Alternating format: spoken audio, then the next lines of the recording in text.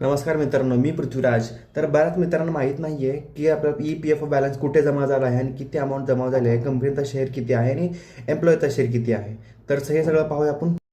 तर first of all तुम्हाला गुगलवरती यायचं आहे आणि तुम्हाला सर्च करायचं आहे EPF पासबुक.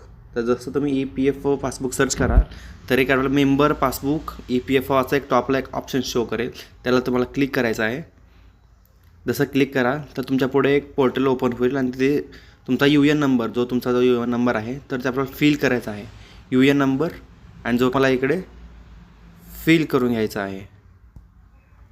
असं जसं फिल केलात आणि खालचा कॅप्चा असेल तो एक फिल करायचा आहे, जो काय असेल तुमचा.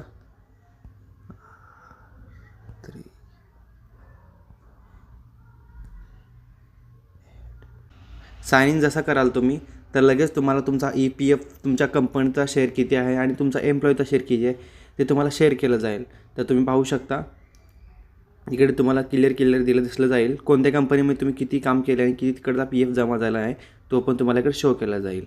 अशाच नवीन इन्फॉर्मेशन व्हिडिओसाठी चॅनलला सबस्क्राईब करा, शेअर करा. थँक्यू.